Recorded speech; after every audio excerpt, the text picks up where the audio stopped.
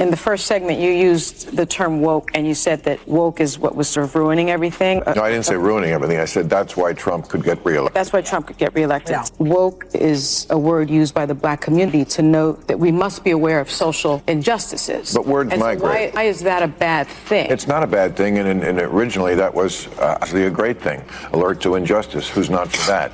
But words do migrate. At all concerned about the fact that the International Criminal Court just today issued a subpoena for Bibi Netanyahu? Well, that's. Bill Maher recently took on Sunny Hostin, tearing apart her argument with sharp wit and surgical precision. In just a few cutting remarks, he didn't just challenge her point, he unraveled the entire Hollywood echo chamber in the process. His response was so direct and unapologetic that it left the audience in stunned silence.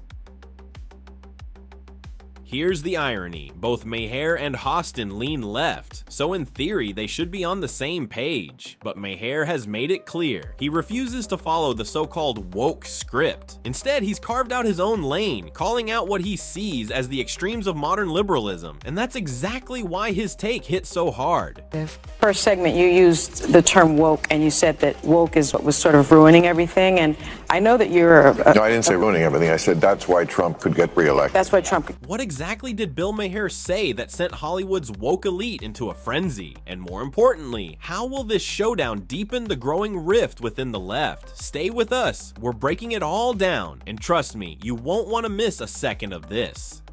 About the change that's happened in the left, watching people protest for an organization like Hamas, that straightened me up pretty quick. Bill Maher recently stopped by The View to promote his latest book, but what was supposed to be a routine interview quickly spiraled into a fiery debate. The audience was left stunned as Maher didn't hold back, taking aim at his own party and openly challenging the woke narrative. The real fireworks ignited when Sunny Hostin pressed him on his use of the term woke. Tension crackled in the air as the conversation escalated, but Maher, never one to back down, was armed and ready with a sharp response. It struck me that in the first segment you used the term woke. You said that woke is what was sort of ruining everything, and I know that you're... No, I didn't say ruining everything. I said that's why Trump could get reelected. That's why Trump could get reelected. Yeah. So the term woke has been, in my view, co-opted by the right and weaponized and bastardized, and so I was surprised to hear you use the term because historically, as you know, because I think you're quite brilliant, that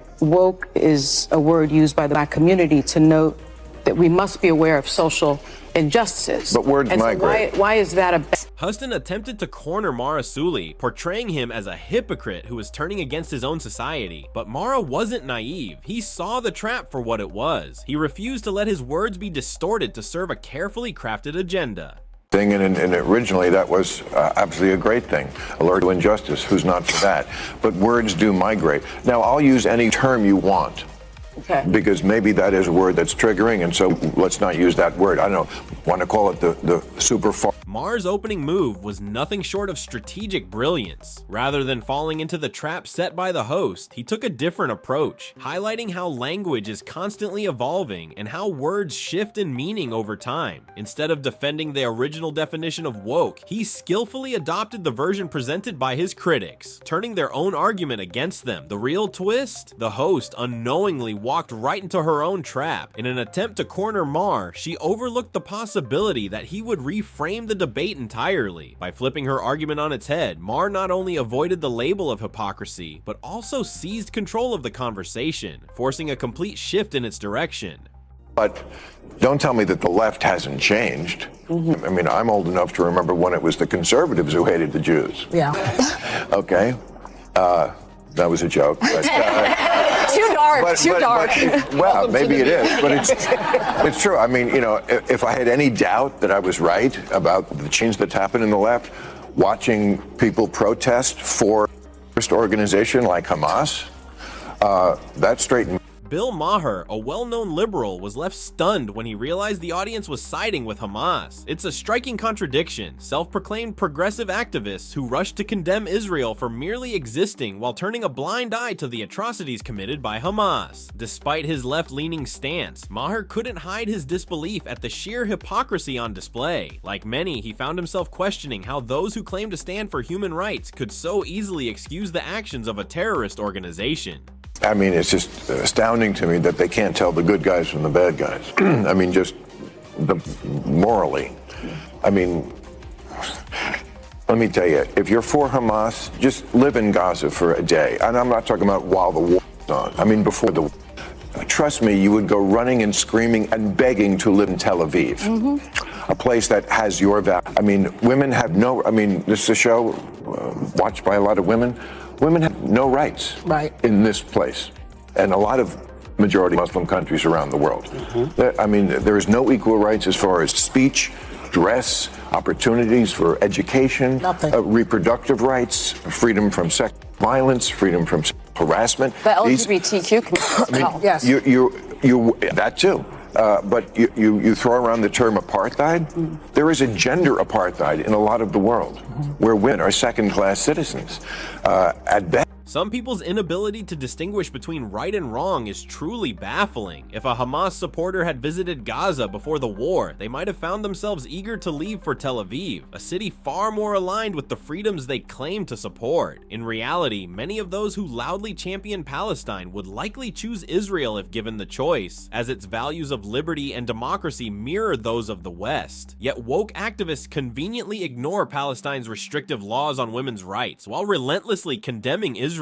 Bill Maher didn't hold back in exposing this hypocrisy, highlighting the stark contrast in freedoms between Israel and Palestine. His remarks ignited a firestorm among progressive circles, forcing an uncomfortable conversation about selective outrage and double standards. About the innocent civilians that have been collectively punished and murdered. Largely children and women, and are you at all concerned about the fact that the International Criminal Court just today issued a subpoena for Bibi?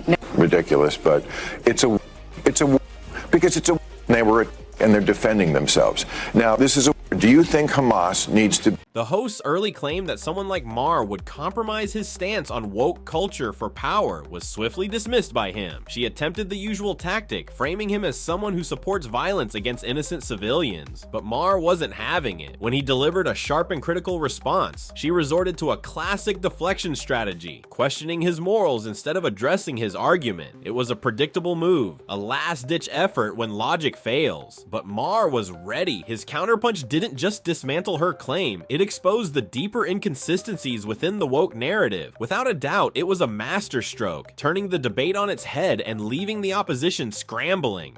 Question. Yeah. You do? Yes. So how can we get that with a ceasefire? All right. So Hamas needs to be destroyed because they are a terrorist organization who say openly that they want to commit genocide on the Jewish people, on the state of Israel. That's what from the river to the sea means, okay? And they say it very openly. They said, we did this, they've attacked Israel 5 times. They've started 5 since they were given that land back. They could have chosen to turn that place into any place they wanted to, and they took a lot of money that they took from the international community and they spent it on bombs and built. They need to be destroyed.